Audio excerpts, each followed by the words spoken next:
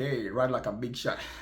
Welcome back, guys, to the show. Today, I'm going to tell you a little bit about how I moved from my career that I was doing into tracking. It's not always easy to transition from one career to another.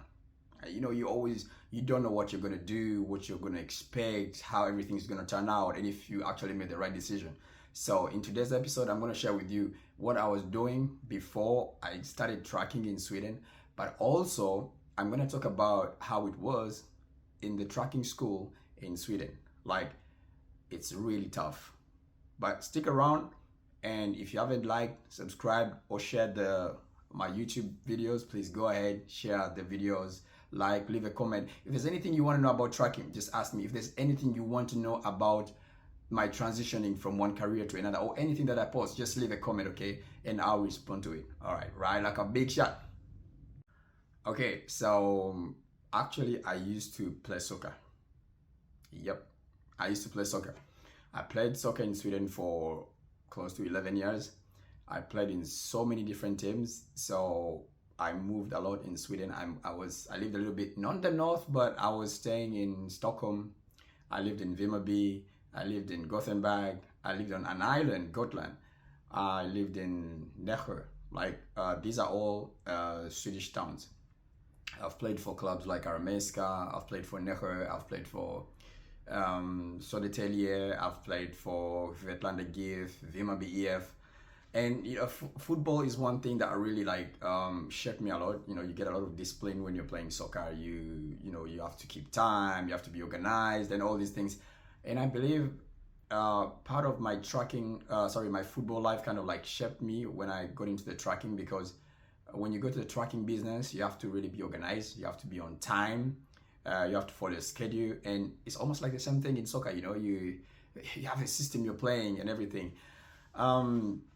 I played with a lot of different people down there in Sweden. I made a lot of friends, the clubs I was with, the coaches and everyone. It was a really, really, really beautiful moment.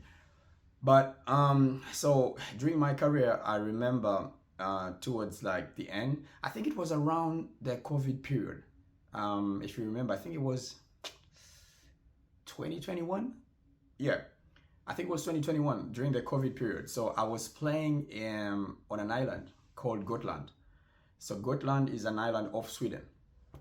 So I was playing there. So this is what happened. So this is the story. This is how I left Gotland and actually started the tracking. This is where actually the whole idea came up.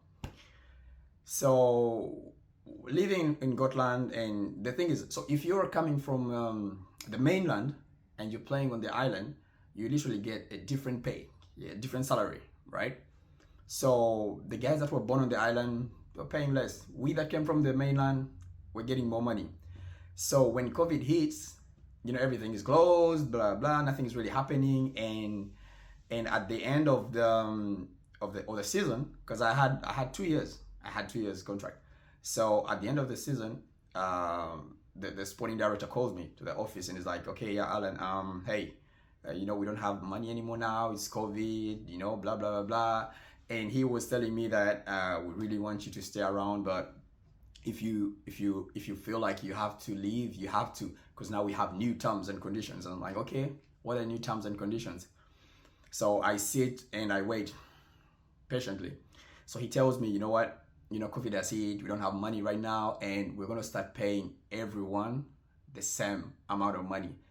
The people that are born on the island and you guys that come from the mainland, because I think we're 7 people from the mainland that were living on that island there. So it would always take you 4 hours to get to Stockholm or Gothenburg. It was, and then the boat would go only twice during the winters.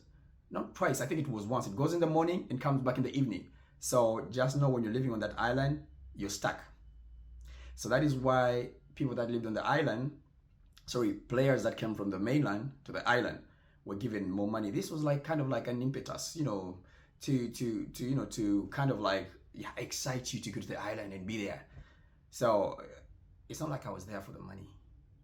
It's more like also I was there for the money, right? Yeah, maybe a little bit. Anyway, fast forward. So the decision was that everyone was going to get the same amount of money, and you either stay or leave. So I was like, okay, hell no, I'm not staying, I'm leaving. So when I know now that I'm going to leave the island and go back to the mainland, this is when I start asking myself, okay, I'm going to go back to the mainland, but what am I going to be doing when I go back? Because COVID came and they were saying COVID is going to be around, so there'll be periods when everything is closed. So this was like kind of like a wake up call. But before now I get into how I get the idea. Football in Sweden is a bit different. So the levels that I played I played Division 1. That's like my highest level I played. So I was a stage below the main league. Because they have Allsvenska, Superettan, Division 1, then the rest. So I was literally one step away from the main division. But the lower divisions from where I was playing, most of the players there, they play and work. So you have to go train and have a second job. But usually like the jobs are not that heavy because I worked in a school. So you're like a student assistant, that's what they call it. So it wasn't really tough. You just go. I used to work 6 hours. I worked like from 7 to like 1, like 6 hours there. I think my math is bad, but anyway, you get the whole point. You work like 5 hours at the school and then you wait for training, like in the evening. Then you go and train. But then when you go lower down the leagues, because I've also played lower, really low, like Division 3, Division 2. Now here you need to go to, like, there can be tough jobs. I worked at, I was joining Windows. Yeah, it was really heavy work. It was so heavy that I had 2 years at this club.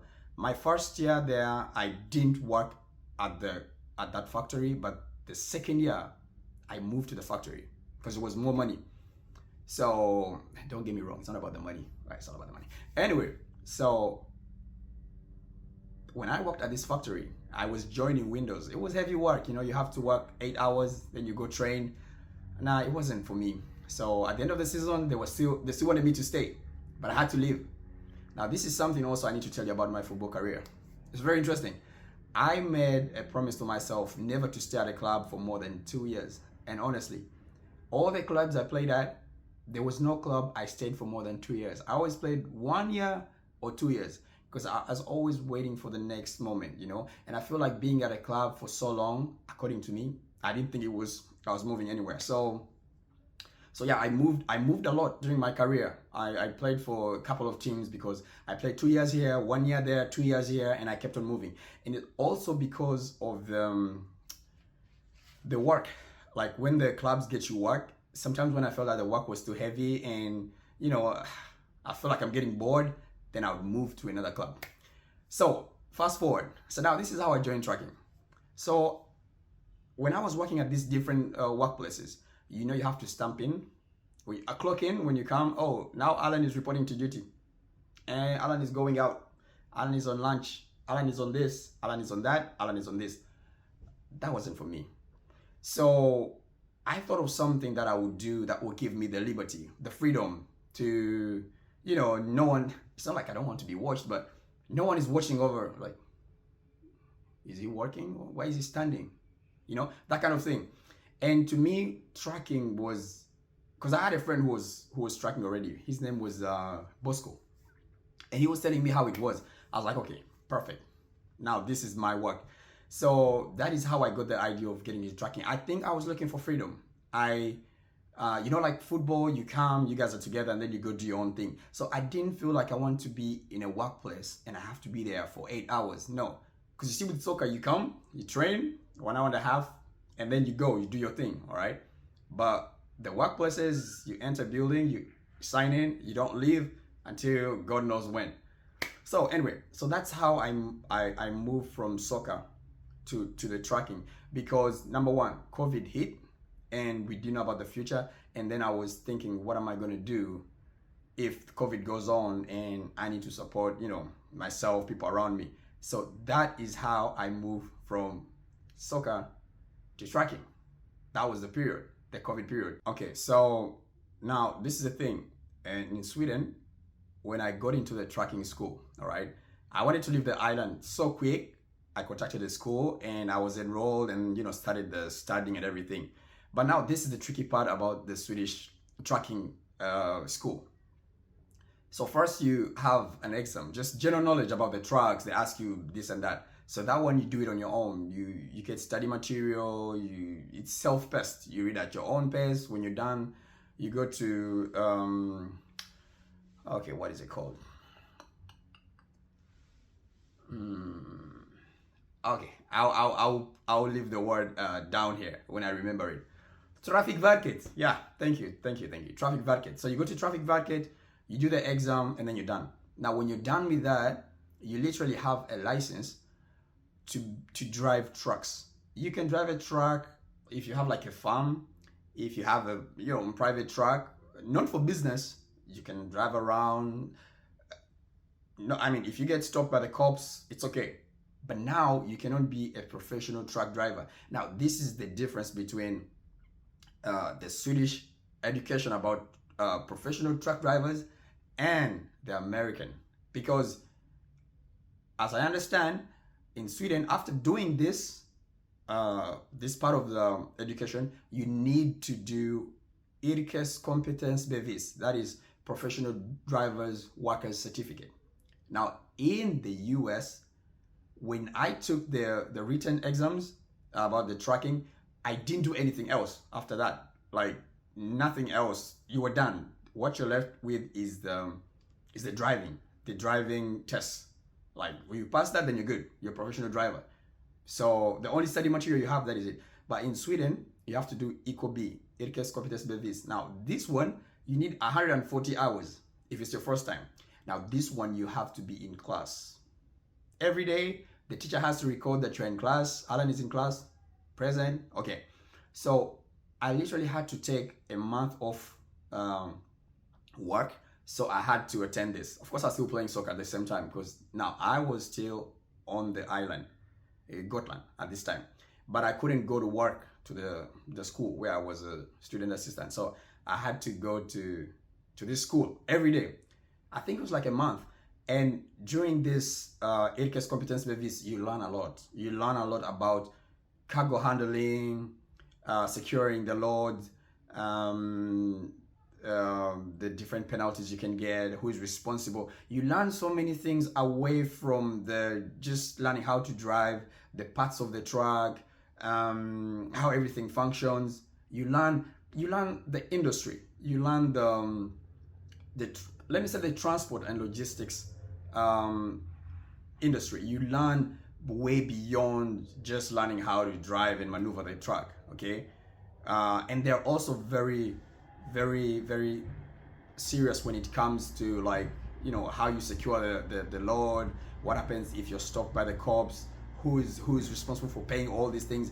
A lot of things. We had this big of a book to study during the yrkeskompetensbevis. Now, when you're done with the yrkeskompetensbevis, then after that, you need to go do the exam. Now, this is the tricky part. The exam, the yrkeskompetensbevis exam. This is the trickiest part of the Swedish truck driving process. You have to fail very minimal points to pass. This is where everyone fails the most because the pass mark, the grading is really high. The first exam, it's okay, but when you get to EKB, it's really high that you really have to pass. Sorry, my AC is on, but I hope it doesn't interfere so much. Should I take it off? Nah, it's okay. Anyway, so the yrkeskompetensbevis, if you pass this, then you're good to go. So you do the normal exam, you do the EKB. When you're done with that, then you do C license. You go drive. So only the box. If you know the trucks, only the box. I'll leave an image. The box. So that's the C license. So that one you have theory for it and the driving. When you're done with that, then you move. If you want to be pulling trailers, then you have to do CE. Now again, you have to go back to Traffic Verket. You do the theory for that and do the driving test for when you're pulling the trailer. That's 4 sets of exams. On top of that, you have EKB. Those are five. 1, 2, 3, 4. Yeah, five sets of exams you need to go through before you go out on the road. I'm not gonna go into the American because that's gonna be in the next episode. So make sure you come back to watch the next episode. Next episode when I talk about the American procedure and how it's organized. It's a little bit different. It's different, but let's not go there. So when you're done with EcoB and you're done with all the exams and everything, then you're a professional driver. Now you are a professional driver. Okay, you have the license to become a professional driver. You always have to renew it anyway. But yeah, and so during the lessons we used to have like the lessons in class, theory, like the teacher is there, and then you have like a schedule. You go out and drive on the road. You have like 45 minutes. You drive around. You do the inspections. Like you do everything together. You don't have a day to do something different and then another day to do something different. No. When you're done with class, you go out, drive, do inspections, and that day is done. Then wait for the next day. Yeah. What did I forget? I think that's it. If I remember something, I'll do another video. I hope you guys come back and watch again. So so that is the thing about the Swedish learning process. It was tough. I used to study a lot, like really a lot. It was a tough period, but well, I got done. So I moved from chasing balls to driving trailers. It was a beautiful move. I loved the periods. But now I'm also gonna come back and tell you the experience when you're driving on the icy, Swedish roads. Yeah. So make sure you come back again to watch. All right, guys. Thank you for keeping around for all this long. If you've been watching, don't forget to like, subscribe, and share. But also, I just want to say something so me moving from being a midfielder. Did I mention? Yes, I was a midfielder actually. So, but I played different positions. Like when you get older, the coaches can always put you somewhere. So I played as a midfielder. Sometimes I played as a defender. I think those were the two positions I moved in: midfield and center half. But anyway, so moving from soccer to tracking, it was a good experience. I liked it. Right now, I haven't touched a ball in like so many years, but I like the tracking. Right now, I'm living in the US, and now I'm doing the license again. Now, next time I'm going to tell you why I'm doing the license again and I cannot use my license I came with from Sweden. All right. So, but for today, that's the end of the story. Like, subscribe, leave a comment. If there's anything that you want to ask about that journey and everything, just leave a comment, okay? And I'll see you next time. Ride like a big shot. Be blessed.